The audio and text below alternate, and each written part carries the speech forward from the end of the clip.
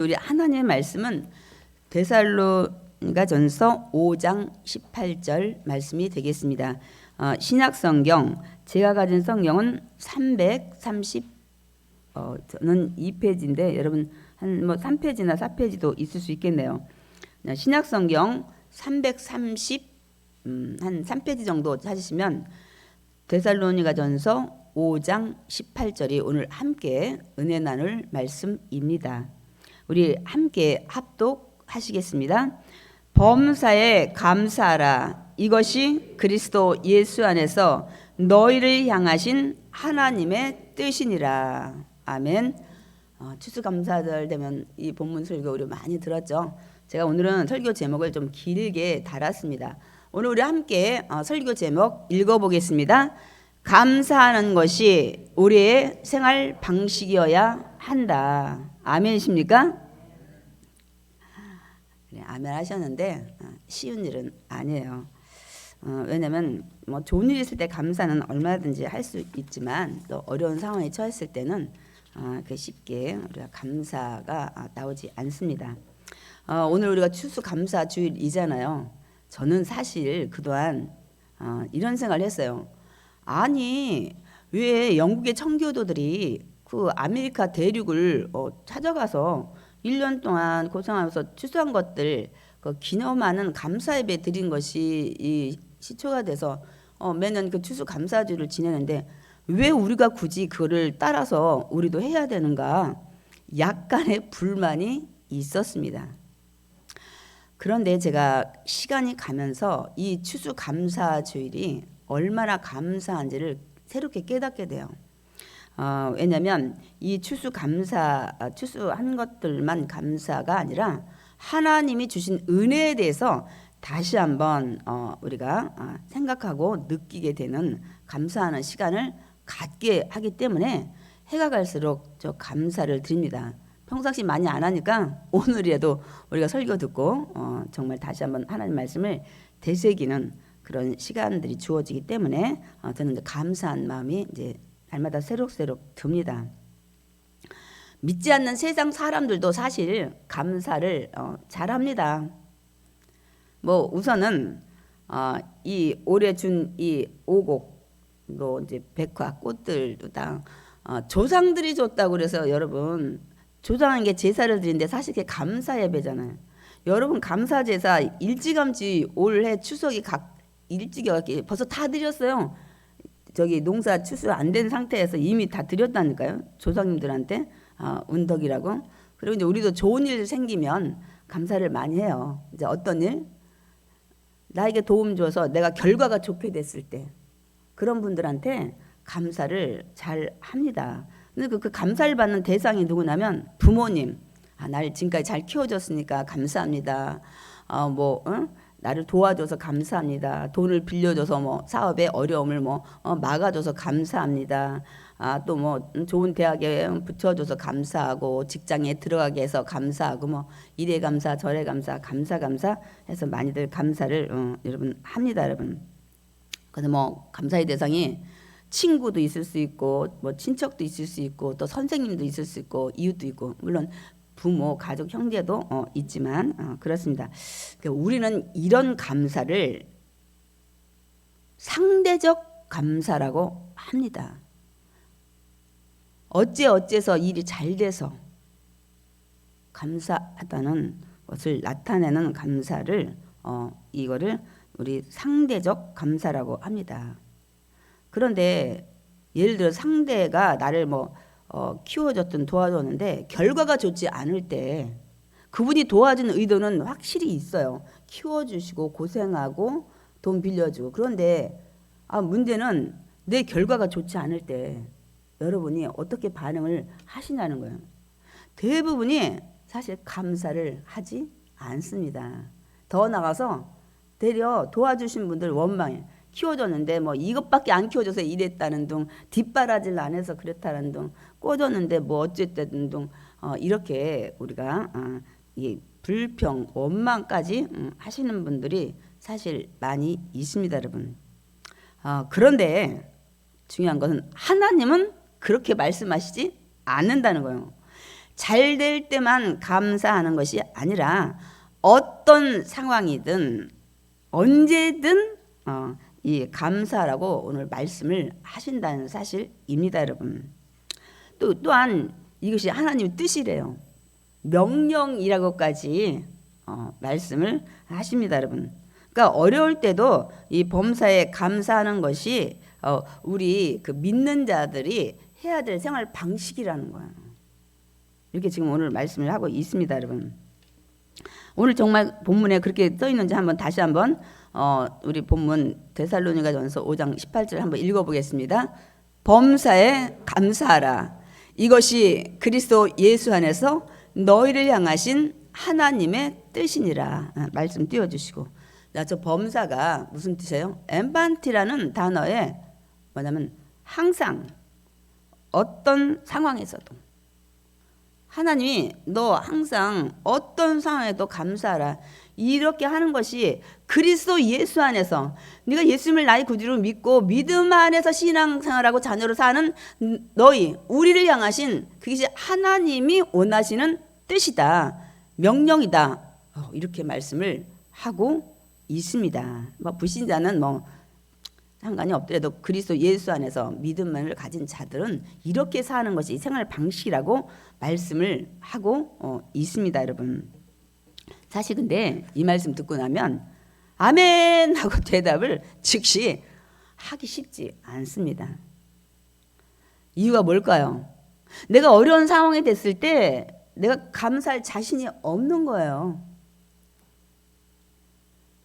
아멘을 했지만 그런 상황이 막상 우리가 닥치고 나면 정말 이런 감사가 즉시 나올 만한 자신이 없어요. 그래서 사실 하나님의 명령이기 때문에 지켜야 되는데 지키지 못하니까 사실 마음이 무겁습니다. 저 말씀에 또 한 가지가 있죠. 원수 사랑하라. 차라리 원수 사랑하는 게 나을지도 모르겠어요. 근데 내가 어려운 고난 가운데 어려운 상황이 있을 때 글쎄 감사를 얼마나 할 수 있을까 그런 생각을 해봅니다, 여러분. 그렇지만 오늘 하나님께서 저와 여러분에게 범사에 감사라고 말씀을 여러분 하셨기 때문에 그리고 그것이 하나님의 뜻이고 명령이기 때문에 우리가 때론 힘들어요. 때론 힘들 때 많이 있습니다. 그래도 모든 일에 감사를 해야 합니다, 여러분. 사실 우리 그동안 우리 삶 되돌아볼까요? 내가 원하는 거는 하나 앞에 그냥 일방적으로 들어달라고 하는 거예요. 그러니까 하나님이 원하는 건 상관없어. 내가 지키고 안 지키고 순종은 상관없고 내가 기도하고 원하는 것들 안 들어주시면 불평하고 원망하고 낙심하고 하나님이 살아 계신가 거기까지 우리가 이렇게 나가는 것을 볼 수가 있습니다, 여러분. 제가 아까도 말씀을 드렸지만 추수감사주의를 제가 감사하게 되는 것은 저게 하나님의 뜻이고 명령이라고 했는데 이 추수감사주일 비록 이렇게 오곡백과 이 정도 감사가 아니에요. 그래서 이 추수감사주의를 통해서 범사에 감사라는 하나님의 그 명령이라는 말씀에 내가 얼마나 지금까지 그렇게 살아가는지 살아가고 있는지 한번 이렇게 우리가 되돌아보고 정말 저렇게 살아야 했다는 생각을 다시 마음에 새기는 그런 시간이 되기 때문에 제가 추수감사주를 맞이할 때마다 이제 새록새록 감사를 하게 됩니다. 근데 사실 저 설교 본문을 거의 추수감사주일날 많이들 하셔요. 그러면 그때는 그래 많은 예를 이제 듣는 걸 보고서 해야지 하고 마음의 결단을 하고 생각을 하지만 막상 생각지 않은 또 어려움이 오면 아멘을 했지만 결단을 했지만 쉽지 않아요. 생각해 보세요. 생각지 않은 부도가 났어요. 감사하기 쉽지 않습니다. 원치 않는 질병이 왔어요. 못 고친대요. 그러면 감사하기 쉽지 않아요. 그러다가 가족 중에 먼저 하나 앞에 또 부름받는 일들도 있어요. 이제 자신이 부름받는 사람은 이런 일 생각할 수도 없지만 또한 어떤 일은 사고. 이번 그 다니엘 기도에 보니까 굉장히 많은 분들이 사고가 많이 났더만요. 교통사고고 무슨 생각지 않은 질병이고 이런 그것도 여러분 정말 괴로운 겁니다. 평생 이 장애를 안고 살아가야 되는 사람들, 여러분 이것도 보통 고난이 아닙니다. 또 하나, 사업 실패뿐만이 아니라 또 기타 인생에서 꼭 사업만 하시는 건 아니기 때문에 뭐 직장에서 잘린다든지 가정에 자녀의 어떤 어려움이 온다든지 갖가지 이런 실패의 삶, 어려운 삶 올 수 있어요. 그래서 내가 설교를 듣고 그래 감사해야지 했지만 막상 이렇게 생각지 않은 일들이 생겼을 때 하나님 말씀처럼 여러분 감사가 쉽게 나오지 않습니다, 여러분. 그렇지만 이게 중요해요. 그렇지만 저와 여러분 지금 제가 예를 들은 이런 부도, 질병, 죽음, 뭐 사건, 사고 뭐 이렇게 했어도 이럼에도 불구하고 감사하는 분들이 많이 있다는 사실입니다. 그래서 오늘 시간상 몇 가지 예만 좀 들어보려고 합니다. 우리 성경 인물을 좀 먼저 보자고요. 대표적으로 전 다니엘을 소개를 하려고 합니다. 다니엘이 그 어떤 상황에 있었어요? 다니엘이 바벨론의 포로로 잡혀갔어요. 근데 참 하나님의 은혜 가운데 다니엘이 이게 거기서 승승장구하고 잘 살아가는데 이제 그 바벨론이 이제 메데파사 막 합쳐지고 그러다 다리오라는 왕이 즉위를 하는 시기에 전국도에 120명의 고관들을 세웁니다. 근데 이 고관들 위에 또 누가 이 지휘를 해야 되니까 총리 3명을 세웠는데 그 총리 3명 중에 1명이 다니엘이었었어요. 근데 다리오 왕이 보니까 120명의 고관들, 이 총리들보다 가장 뛰어난 거예요. 지혜로운 거예요. 그래서 다리오 왕이 이 다니엘을 이 총리뿐만 아니라 고관들을 다 다스리게 해야 되겠다. 전국을 다스리게 해야 되겠다는 것을 알고 본국에 사는 이 총리, 이 고관들이 모의를 시작하는 거예요. 아니 저자가 누구냐? 이 땅의 본국에 우리나라 사람도 아니고 포로로 잡혀온 자가 어떻게 감히 우리가 또 그 밑에서 그 지도를 받냐? 하여튼 이거를 해치워야 되겠다. 그런 일이 성사되지 않게 해야 되겠다고 작전 모의를 합니다. 그래서 이제 다니엘이 계속 정치인이 있었기 때문에 이제 털기 시작해요. 뭐 이것도 털어보고 저것도 털어보는데 성경에 뭐라고 했어요? 아무리 털어도 허물이 없더라는 거예요. 아무리 털어도 불의가 없더라는 거예요. 지금 우리 내년 3월 9일 대선 앞두니까 제가 그 생각이 나더라고요. 그냥 이 사람 털고 저 사람 털고 본인 털다가 안 되면 부인 털고 자녀 털고 가족 털고 참 물론 잘못했으면 여러분 대가를 받아야 돼요. 그리고 용서를 빌어야 됩니다. 그런데 이제 문제는 아닌 거를 만들든지 문제를 삼아서 그 네거티브를 자꾸 하는 문제가 우리의 그 이제 우리 국민들도 수준이 높아져서 그런 게 좀 많이 듣기에 불편합니다. 근데 이 그 어떤 높은 지위에 가면 항상 이런 무리들이 있어요. 그러니까 이 다니엘도 이렇게 된 겁니다. 그래서 아무리 털어도 불의도 없고 허물도 없으니까 이제 또 모여서 작전을 하는데 뭐라고 하냐면 야 털어도 아무것도 안 나와. 그러면 이 다니엘이 신앙이 좋으니까 그가 지키는 율법 안에서 어떤 것을 좀 이거를 좀 작전을 짜야 됐다. 신앙을 굉장히 좋으니까 그걸 어기게끔 해서 하여튼 뭐 죽음을 당하든 없어지든지 해야 되겠다 이렇게 생각을 한 거예요. 그래서 이들이 어떤 거를 생각했냐면 가만히 보니까 다니엘이 날마다 예루살렘 쪽에 문을 열고 3번씩 기도하는 거예요. 이거야. 저 녀석이 믿음이 좋은데 아마 분명 이거를 지키냐 안 지키냐 이제 지키면 죽을 것이고 이제 이렇게 해서 어떤 법령을 이제 이 법률을 세우냐면 한 달 동안 이 다리오 왕 외에 어떤 신이나 어떤 사람에게 기도나 간구하면 이 사자굴에 던져지는 이런 이 법률을 만들어서 이 다리오 왕 앞에 가서 왕이시여 왕에 한 달 동안 이리들이 하면 사자굴에 던지는 이 법률을 제정을 하시면 좋겠습니다. 다리오 왕이 들어보니까 너무 좋은 거야. 나 외에는 섬기는 게 아니고 그러니까 기분이 좋으니까 그냥 생각도 없이 그 조서에다가 그냥 도장을 꽝 찍고 이 금령 이 명령은 절대 누구도 변개치 않는 없앨 수 없는 이렇게 이제 상황이 됩니다. 그 다니엘이 들어보니까 사실 인간적으로 생각하면 저와 여러분 살 때 큰일 난 거예요. 왜? 자기는 날마다 그것도 하루에 한 번도 아니고 3번씩이나 기도를 해요. 예루살렘을 향해서. 그런데 성경에 뭐라고 말씀하고 있습니까? 다니엘은 그럼 이제 만약에 자기 하던 대로 하면 이제 사자 밥이 되는 거예요.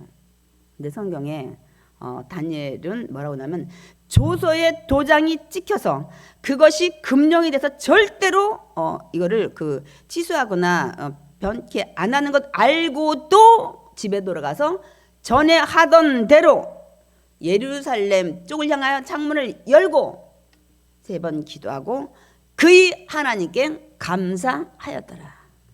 이게 감사할 일입니까? 하나님, 내가 여기 가서 어떻게 깨끗이 사는 거 아시잖아요. 날마다 기도하잖아요.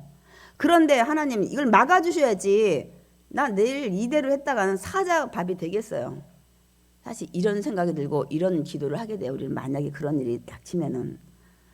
그런데 그의 하나님께 감사를 해도 무슨 감사를 했는지 잘 모르겠어요. 어쨌든 구체적인 내용은 나오지 않지만 감사를 했다고 말씀하고 있습니다. 대단한 사람이에요.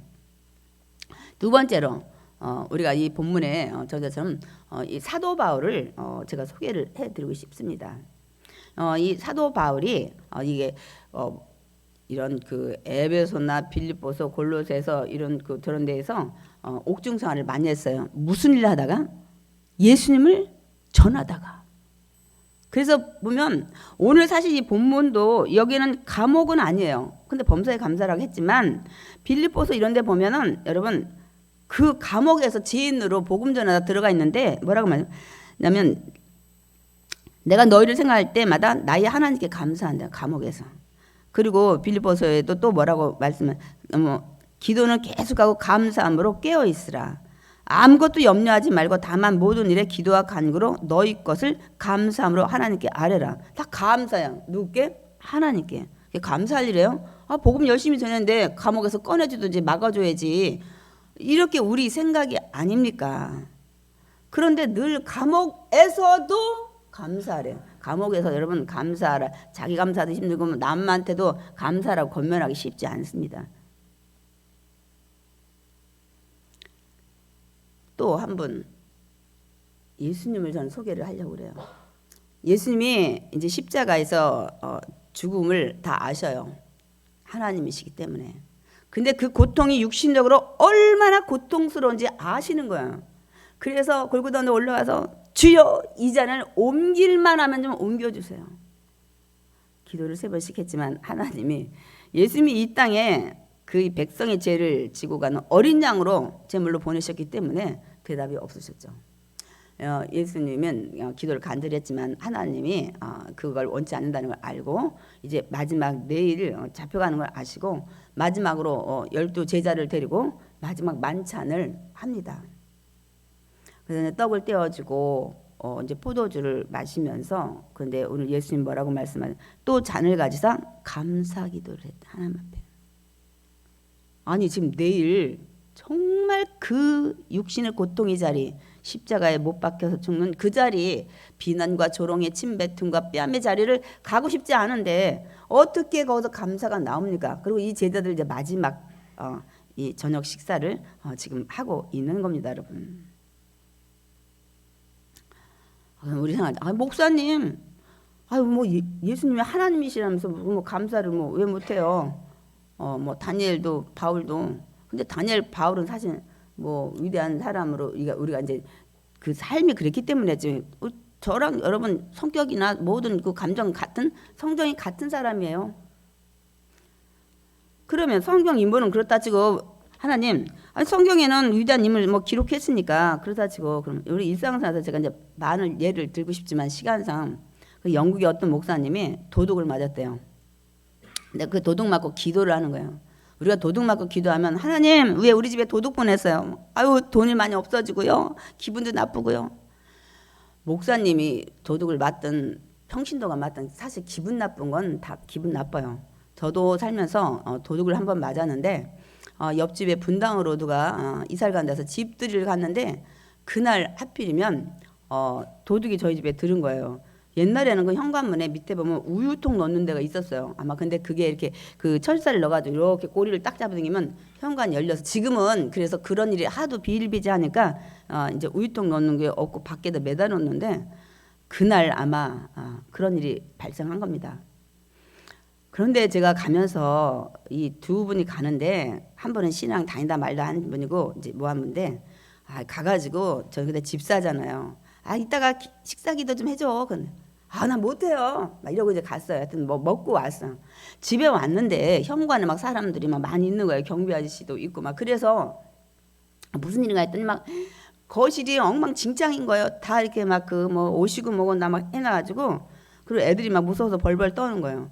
이유인즉 애들이 학교 갔다 오고, 그때가 한 4학년 1학년 정도 됐나요? 초등학교 와서 보니까 이제 작은 놈은 전혀 모르니까 친구들에서 막 그 막 사이를 건너뛰고 놀다가 큰 놈이 왔는데, 좀 이상하긴 한데 제가 워낙 그 이런 사역하기 전에는 살림을 열심히 했어요.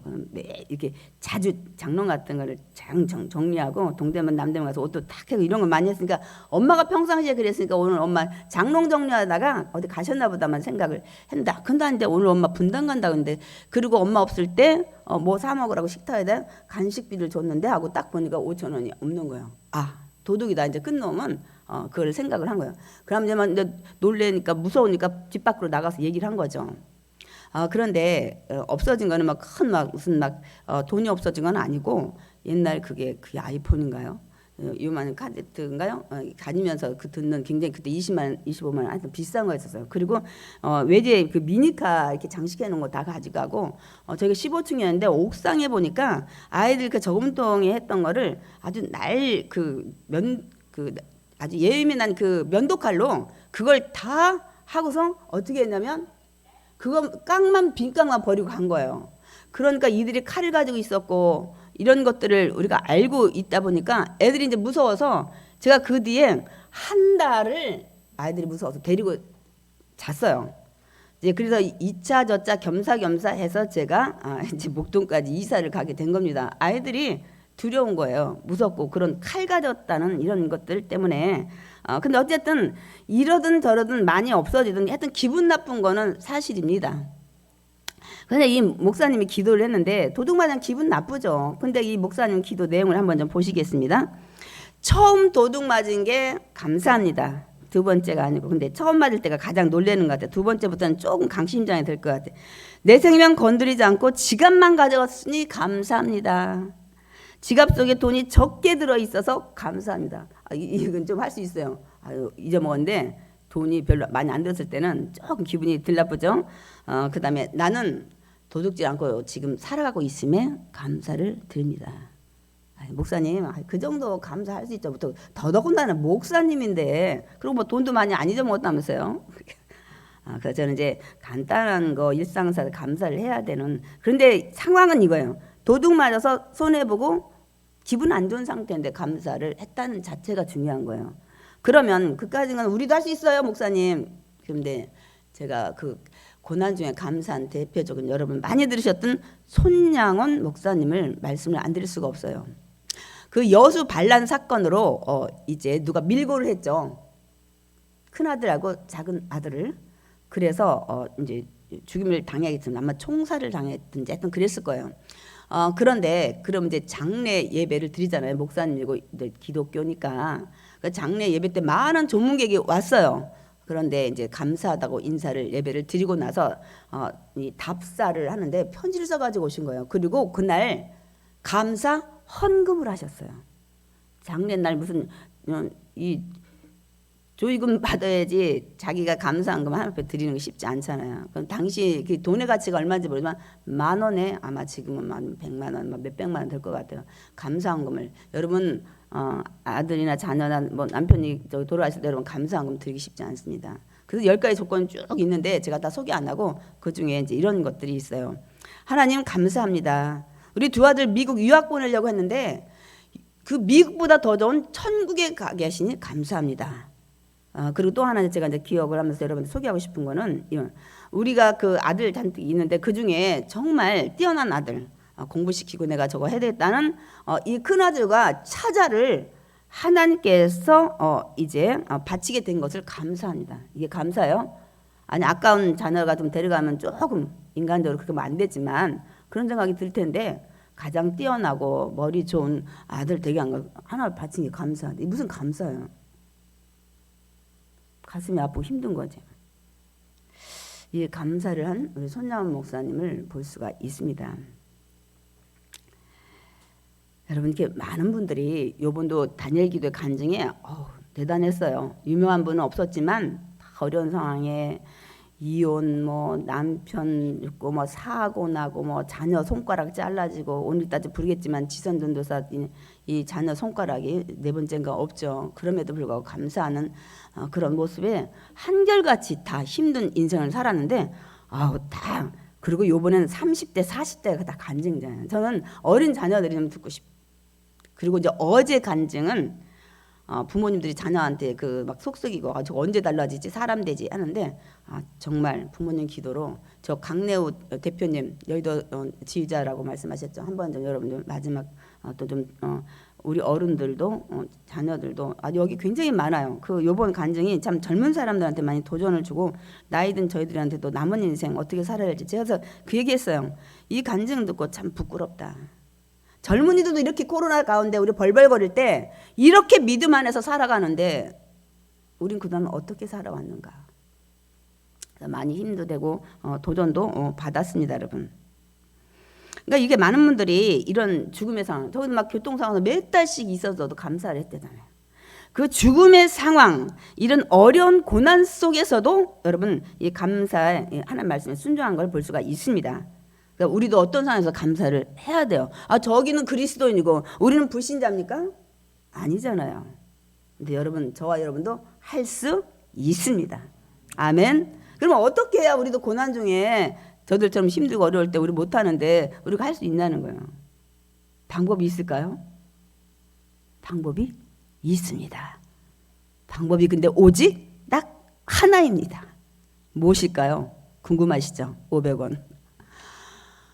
그 방법은 하나님이 우리에게 주신 은혜를 깨닫게 되면 어떤 어려움 속에 어려움이 왔을 때 그때 힘들고 어렵고 마음이 아프고 괴롭고 원망이 나오지만 여러분 우리 그런 상황에서 이제 불평하기보다는 감사의 조건을 찾게 되고 원망이 감사로 바뀌게 됩니다, 여러분.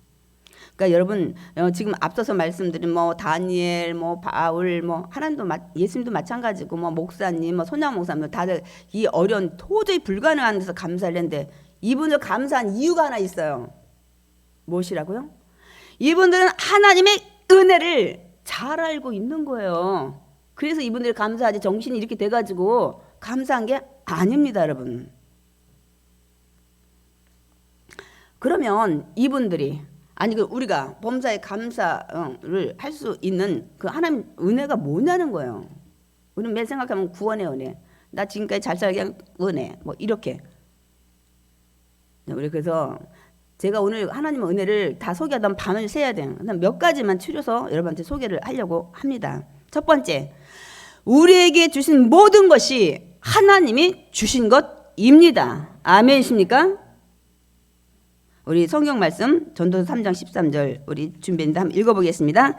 사람마다 먹고 마시는 것과 수고함으로 낙을 누리는 그것이 하나님의 선물인 줄도 또한 알았도다. 잠깐 말씀 띄워주시고 우리 왕 중에 가장 부귀영화를 누렸던 솔로몬이 노년에 고백한 거예요. 내가 지나고 보니까 그때는 내가 잘나서 이렇게 잘 살고 부귀영화 누렸나 보다 했는데 사람마다 먹고 마시는 그러니까 우리의 의식주 모든 것이 여러분 다 하나님의 은혜라는 거야.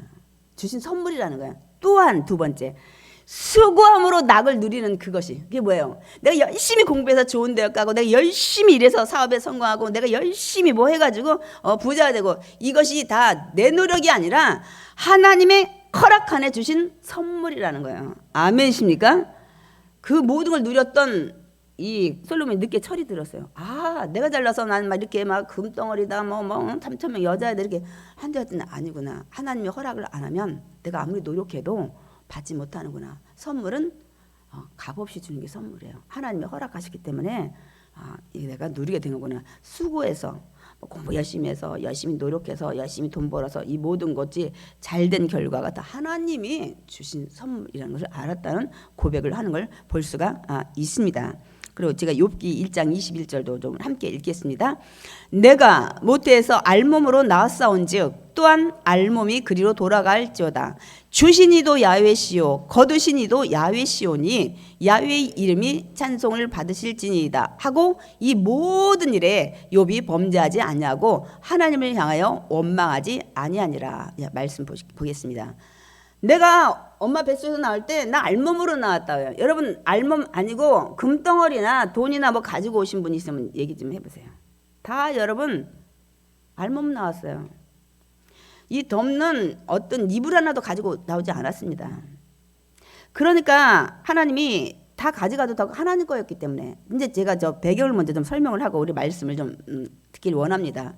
욥이 동방의 의인이고 굉장히 갑부였어요. 근데 이제 사단이 이제 하나님의 허락가에 쭉 두루두루 이제 감찰하고 다니는데 하나님 앞에 사단이 하나님 물어봅니다. 야, 너 욥 봤지? 얼마나 믿음도 좋고 성실하게 사냐? 에이 하나님, 내가 보니까 욥은요 돈도 많지, 자녀도 많지, 뭐 양도 많지, 종도 많지 뭐. 그러면 누가 감사를 안 하고 신앙생활 열심히 안 하는 자가 누가 있어요? 제가 한번 조건을 걸을게요. 없으면 그렇게 못합니다. 그래서 하나님이 허락하셔. 그럼 해봐라.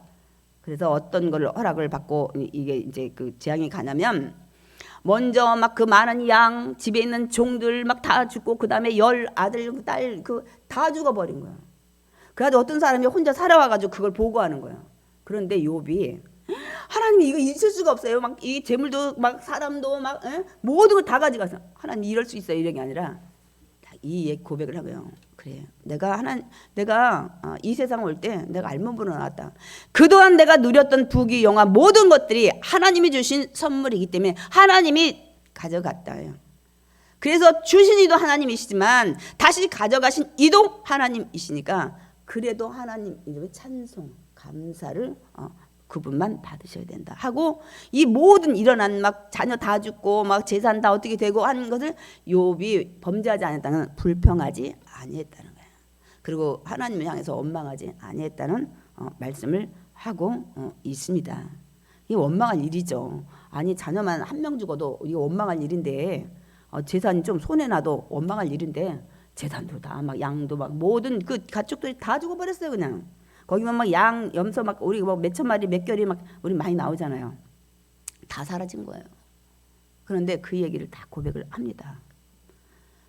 이 고백을 감사하며 할 수 있었던 욥이 왜 이렇게 할 수 있었을까요? 주신 게 다 하나님이라는 것을, 내가 누리는 모든 것이 하나님이라는 것을 주신 것들이 깨달았기 때문에 이런 상황에서 감사를 할 수가 있었던 거예요. 하나님 주셔서 입혀줬고 누렸는데 그냥 또 주셨을 때도 하나님이고 가져간 도 하나님인데 내가 그 하나님 원망하지 않는다는 거예요. 두 번째로 우리가 이 어려운 상황에서도 감사할 수 있어야 되는 모든 것은 하나님이 주신 은혜인데 그게 하나님을 찾는 자들에게 상을 주시기 때문이에요. 이거 여러분 반드시 믿으면 그대로 될 줄 믿습니다. 아멘이십니까? 자, 우리 히브리서 11장 6절 읽겠습니다. 하나님께 나아가는 자, 그가 계신 것과 자기를 찾는 자들에게 상 주시는 이심을 믿어야 할지니라. 우리 말씀 보겠습니다. 하나님께 나아가는 자, 우리 하나님 앞에 많이 나와요. 성전들 밟고 뭐 전도에서 나오고 선물 타러 나오고 뭐 어째서 나오고 그 다음에 나왔는데 하나님은 반드시 계신 것 내가 믿는 거야. 그리고 그 하나님은 자기를 찾는 자들에게는 반드시 상 주시는 것을 믿는 자에게 하나님께서 상을 주신다고 말씀하고 있습니다. 그래서 사도 바울이 로마서 8장 28절에 그 얘기를 하고 있습니다. 우리 너무 잘 아는 말씀입니다. 한번 읽어보겠습니다. 하나님을 사랑하는 자, 곧 그의 뜻대로 부르심을 입은 자들에게는 모든 것이 합력하여 선을 이룬다. 이게 상이에요. 상. 성령님을 보내줬기 때문에 제가 합력해 누가 한다고요? 그 앞에 성령이 연약한 우리를 위해서 기도하시고 단식하시고 도와주시고 하나님이 뭘 원하신지 우리 기도를 바꿔주신다 그랬어요. 그 길을 그래서 결국은 우리가 결론적으로 보니까 되돌아보니까 좋은 결과더라. 하나님 주신 상이더라. 깨닫고 이들 고백을 하는 걸 볼 수 있습니다. 세 번째로는 세상의 힘으로는 도저히 어느 것도 할 수 없는 구원을 주신 것입니다. 아멘. 여러분은 구원이 너무 값싼 구원이에요. 예수님 나의 구주를 믿고 뭐 하나님 아버지를 믿고 나는 죄인이고 지금부터 뭐 어쩌고 저쩌고 이렇게 구원을 얻는 것 같은데 여러분 그렇지 않습니다. 세상의 지혜로도 안 돼요. 권력으로도 안 돼요. 지금 누가 세게 갚은가요? 빌 게이츠인가요? 뭐 또 순서가 바뀌었겠죠? 그냥 그들의 모든 것들로 할 수가 없습니다. 그래서 제가 말씀을 준비해서 시편 49편 8절 한번 읽어보겠습니다. 그들의 생명을 속량하는 값이 너무 엄청나서 뭐라고요? 영원히 마련하지 못할 것이니라.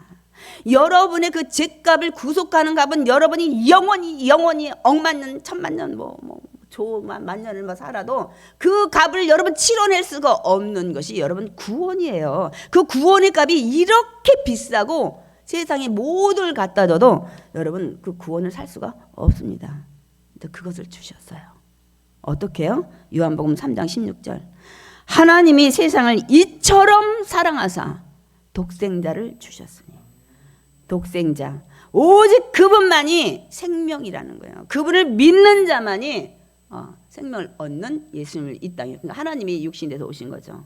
이 구원이라는 것은 여러분 세상에 아무리 돈 뭘 갖다가 몇만 년을 갖다 갚아도 그 구원 살 수 없어요.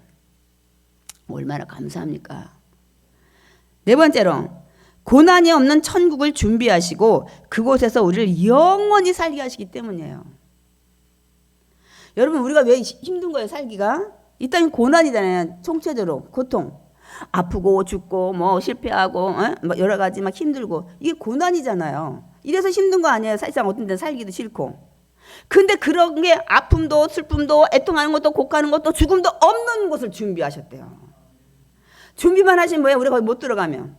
근데 우리는 거기서 사는데 1년 살면 뭐예요? 우리 여기 세상에서 막 성공해서 1년, 2년, 5년짜리도 있고 10년 있다가 20년 있다 쫙 그냥 아주 그냥 백주화되는 것도 많고 저번에 몇 년 동안 건강했는데 막 노후에는 뭐가 왔구만. 우리 이거 다 영원한 거 하나도 없어요. 자녀가 잘 성공해서 잘 효도하지 나중에 젖밖에 모르고 여러분 이렇게 하지만 하나님이 주신 그 고난이 없는 곳에서는 막 영원히 우리를 살게 하신다는 거예요. 고난이 없는 곳에서 고난이 있는 곳이 아니라 한 개도 없어. 그런 우리가 지금 힘들어하는 그것을 마련해 주셨기 때문에 너무 감사한 거예요. 우리 계시록 21장 4절 읽어보겠습니다. 그곳에는 모든 눈물을 그 눈에서 닦아주시니 다시는 사망이 없고 애통하는 것이나 곡하는 것이나 아픈 것이 다시 있지 않나리니 처음 것들이 다 지나갔음이러라. 이제 처음 고난에 이 땅에서 겪는 아무것도 없는 그곳이 우리가 가야 될 마지막 본향인 줄 믿습니다. 그래서 거기서 영원히 사는데 계시록 22장 5절 그들이 세세토록 왕노릇 하리라. 하나님을 믿고 이기는 자는 기업으로 받아서 영원히 왕노릇하고 살 줄 믿습니다. 이런 거 준비하시는데 여러분 얼마나 감사해요. 여러분이 누리는 그거 뭐 어디 합격하고 어디 뭐 성공하고 돈 많이 버는 거 잠시 잠깐 영원하지 못해요. 가져가지도 못하고. 그래서 여러분 하나님이 그 주시는 은혜가 얼마나 큰지 우리가 알게 되고 깨닫게 되면 여러분 우리가 누리고 있는 또 모든 것이 하나님의 은혜라는 것을 알게 됩니다. 그리고 지금 우리가 뭐 이거 해서 좋고 뭐 어째서 돈 벌고 뭐 어떻게 뭐 높은지 근데 이 기쁨 행복은 아침 안개와 같아요. 아침 안개 해가 뜨면 어때요? 요새 막 안개가 뿌연하더라고요. 저는 이 동네가 안개가 많은 동네라고 우리 여기 고향이신 주신의 집사만 들었어요. 여기서 막 귀신 나오는 막 그런 영화 찍었다고 그래요. 안개가 많아가지고. 그런 자한테는 전국적으로 안개가 있는데 이 안개가 이제 해가 뜨면 다 사라져요. 그런 것 같이 우리가 누리는 그 잠깐의 이 행복, 기쁨 영원할 것 같지만 아침 안개 해가 떴을 때 좀 사라집니다. 그러나 하나님이 준비한 기쁨과 하나님이 준비한 그 행복은 영원히 계속될 줄 믿습니다. 아멘. 예. 그래서 우리가 고난이 오면 원망이 와요. 오죠. 연약하니까. 그리고 힘들어요. 그렇지만 하나님의 은혜를 깨닫게 되면 이제 어떻게 된다고요? 원망이 감사로 변합니다. 그리고 감사의 조건을 찾게 돼요. 원망 어떻게 안 해요? 무슨 일인데 그 일을 감사한다는 게 아니라 그 일도 하나님의 은혜 가운데 있을 거라는 감사가 되면서 하나님 분명 뜻이 있을 거야. 그리고 이렇게 해내는데 그래도 이렇게까지는 안 됐으니까 감사. 이렇게 우리가 감사를 하게 됩니다. 이거를 절대 감사라고 하는 거야. 어떻게 절대 감사가 어떻다고요? 그래서도 감사, 잘 돼서도 감사하지만 여러분 그러나 안 됐어도 감사해야 돼요. 또 그럼에도 불구하고 그래 여기는 좀 부서졌는데 저기는 내가 원하는 데가 아니야. 그럼에도 불구하고 아니면 나는 이런 뜻으로 달려왔는데 그리 아니하실지라도 감사. 이게 범사에 감사한 거야. 이게 절대적 감사예요. 절대적 감사는 어떤 상황이나 어떤 일에 이 조건이 없어요. 근데 이 조건이 없이 감사가 힘든데 이 오직 하나님 주신 은혜를 깨닫게 되면 우리가 감사가 나오고 원망이 불편해서 감사의 조건을 찾게 됩니다, 여러분. 그래서 원망보다 감사의 조건을 먼저 생각하게 돼요. 이렇게 사람이 이제 바뀌게 됩니다. 그래서 감사는 곧 우리의 믿음의 결과이다. 아멘십니까? 그 믿음을 받아들이면 원망, 불평, 어려운 그 모든 것들에 감사의 조건을 찾게 됩니다. 이건 여러분 각자의 믿음의 수준에서 이제 변하게 되는 겁니다. 예를 들어 저 같은 경우는 부모님 일찍 여였어요. 그 막내로 이 집 저 집 막 다니고 굉장히 원망이 많았어요. 그래도 저 위에 형제들은 많이 장성했으니까 뭐 결혼한 분도 있었고, 근데 저는 이 집에 저 집에 뭐 여러 가지 막 애들 또 부모 없다고 막 손가락질 너무 힘들고 원망이 됐지만 또 감사가 이제 생기는 거예요. 지나고 보니까 뭐예요? 이 고난, 이 모든 것들을 제가 이 터널을 지나다 보니까 성도 섬기고 아픈 사람의 동병상련할 수 있는 그런 마음을 주신 거예요. 그러니까 제가 여러분을 그 마음을 헤아리고 그 아픔이 저한테 와요. 얼마나 감사해. 제가 이해를, 제가 잘 살고 뭐 고생 안 했다면, 여러분 고생한다면 아유 기도 안 해서 그런가 봐, 믿음 부족해서 이렇게 했는데 아니에요. 그 아픔을 제가 알아요. 그래서 너무 감사하고, 또 하나 감사는 그때는 힘들었지만 지나고 보니까 우리 나머지 제 위에 6남매들이 있었기 때문에 저를 학교를 그래도 보내고 또 힘들 때 도와주고, 이제서 철이 드는 것 같아요. 하나님 은혜를 생각하니까 뭐냐면, 하나님은 은혜를 생각하니까 하나님이 생각을 바꾸게 하시더만. 아멘이십니까? 두 번째로 저 여의도에서 사례비 받고 참 아직 나갈 군번이 아닌데 막 나왔잖아요. 고생 얼마나 많이 했어요. 여러분 아시죠? 막 들어가고 나가고 막 싸우고 막 이렇게 했는데 근데 제가 그때는 힘들었지만 정말 하나님, 내가 자원에서 나왔는데 이렇게 하시면 되겠습니까? 막 사례비도 안 받고요 막 이렇게 했어요. 막 내 재산 막 넣어가지고. 그런데 아니야. 지나고 하나님 은혜를 깨닫게 되니까 하나님 너무 감사해요. 내가 부교육자에 있으면 말씀 준비 많이 아무래도 안 하게 되니까, 근데 이 담임 목사가 되니까 설교를 하려니까 하나님 말씀을 봐야 될 거 아니에요. 내가 세상 썬데이를 보는 거 아니잖아요. 말씀은 하나님이시잖아요. 그냥 하나님 가까이 하게 되다 보니까 믿음이 그래도 많이만, 여러분 아직 부족해요. 하나님 볼 때도. 그러나 성장하게 된 게 너무 감사한 거예요. 그렇지 않으면 아마 답보 상태에 있었을 거예요. 지나고 나니까 이게 다 감사더라고요. 또 이번 코로나로 힘들었죠. 사실 많이 힘들었어요. 저도 생각지 않고 하나님, 내가 영상 찍고 막 밤새고 막 얼마나 했어요. 이거 하나님. 그런데 이제 그 하나님께서, 저 사실 여러분 한 3, 4개월 퇴원해서 여러분 그 신호등에 한 20초, 25초 되면 건너가실 거요. 빠른 걸음으로 달려가든지. 저는 25초 정도 남았을 때 아예 시작을 안 해요. 못 걸어가요. 그 안에 할아버지처럼. 제 그걸 3, 4개월 했어요. 걷지를 못하는 거예요. 요새는 그래도 좀 뛸 수 있어요. 한 15초 남아도 이제 잽싸게 좀 갑니다. 제가 그렇게 살아왔지만 지나가 보면 하나님 감사해요. 이것도 분명 하나님 뜻이 있을 거다. 근데 또 하나 감사는, 이렇게 죽음이 직전에 갔다 오니까 제 삶이 진지해졌어요. 비록 내가 정말 많은 일을 하지 못하지만, 그리고 또 하나 막 처음에 원망상했어요. 하나님, 나 성도 대신 나 데려가라고 기도를 그렇게 했는데 하나님 들어주지 않으라고 막 했는데, 제가 이제 지금은 분명 하나님이 너 아직 부족해. 너 할 일 많아. 그래서 제가 많은 일은 못하지만 이제 건강 회복되는 대로 어떻게 할까. 그리고 하나를 해도 진짜 감사, 진정한 감사를 하는 이런 이제 삶으로 좀 바뀌었습니다. 그리고 이제 시간 되는 대로, 건강 되는 대로 정말 하나님 기쁘게 하자는 그런 삶으로 더 진하게 변한 거예요. 아직도 후유증으로 힘들어요. 그렇지만 얼마나 감사하고 모든 삶이. 그리고 또 하나 감사. 이 하나님의 은혜를 깨닫다 보니까 누구 때문에 코로나 걸렸고 누구 때문에 어떤 원망이 안 생겨. 생겨야지 하는 게 안 생기는 거예요. 참 희한해. 하나님의 은혜더라고요.